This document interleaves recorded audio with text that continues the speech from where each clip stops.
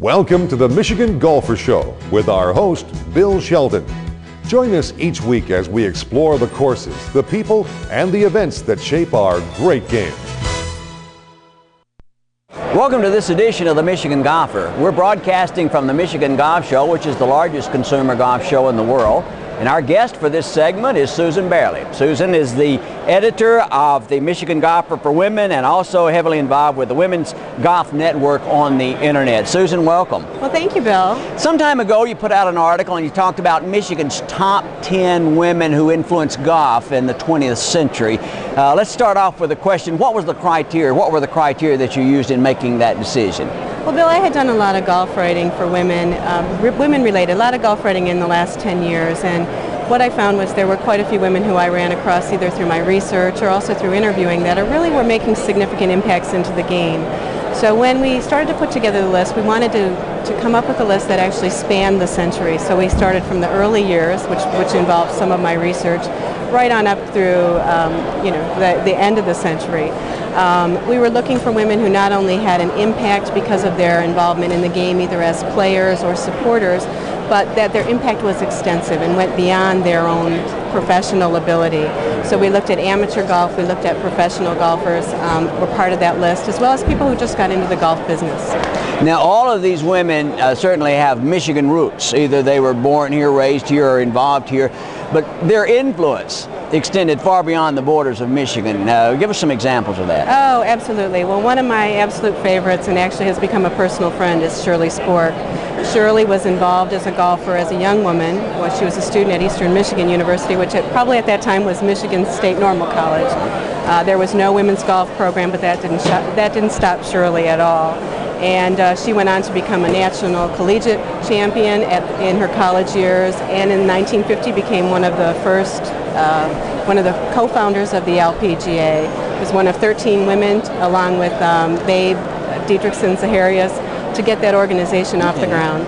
And certainly her impact is incredibly broad, and she is one of our own. Yeah. How about some of the others? Any others come to mind? Another one who comes to mind who is on our list is Nancy Haley, and Nancy went into the business of golf.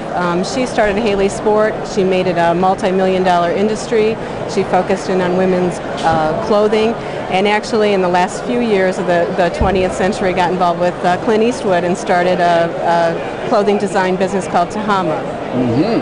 So in all kinds of ways, these women have made an impact on golf, and certainly their accomplishments, their contributions have made it easier for women to become involved in golf and enjoy golf and change it from what might have been viewed at one time many years ago as a male-only sport to now it's a game for all people. Absolutely, and each of these women in their own way faced some of that adversity, and each of them overcame it and actually were the ones who set the path for women's golf, and we're going to be feeling their effects for many, many years to come. Good. We're going to take a brief break, and then we'll be back to talk about some of those others in addition to Shirley and Nancy, but first we're going to take a break, and we'll be back after these important messages.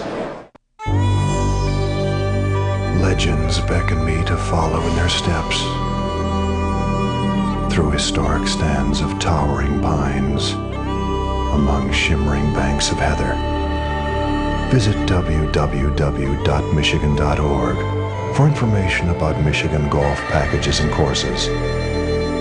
Legends beckon me to play forever, and I follow them to Michigan. We're back at the Michigan Golf Show, where we're taping this edition of the Michigan Golfer. Our guest is Susan Bairley, who is the editor of the Michigan Golfer for Women and also involved in numerous other projects, and I think fair to say a historian about the role of women in the game of golf, specifically in the area of Michigan. We talked about Nancy and Shirley and their contributions, and you're right, they really made some profound impacts on it. But you identified 10 women who made a difference. Tell us about some of the others. Yeah, and probably 10 was too few, but a couple that come to mind, and I think one that two that I'd like to focus on briefly would be Dorothy Higbee and Violet Hanley. These women were contemporaries in the 1920s. They were excellent amateur golfers. They were certainly women who were pioneers.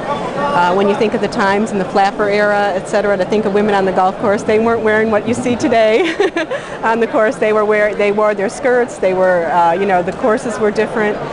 They didn't have women's equipment. And yet both of those women excelled. And they both played at private clubs in the Detroit area. However, they both had international impact.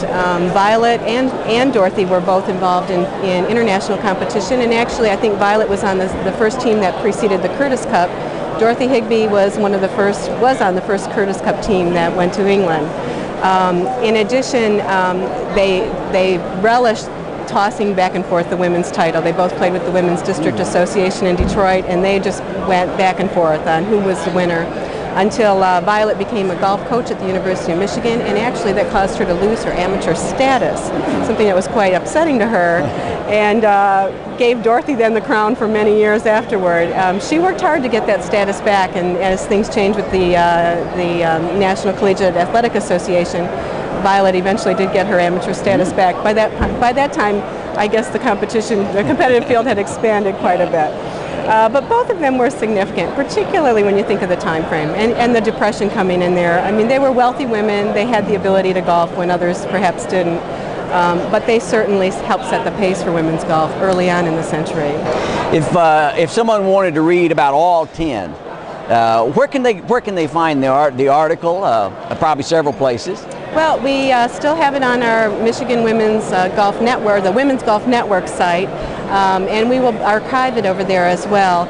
Also, just coming onto the site, we can help direct them and link them to other things on women's golf. But that particular article, I think we're going to keep around for a long time because it does have historical value. Well, certainly it sounds very interesting, and those people who enjoy golf, I think we like to know a little bit about the history and the impact of individuals on it, and certainly these 10 women were very important for the state of Michigan, in fact, all of golf in America. So thanks for being with us, Susan. Well, thank you. My pleasure.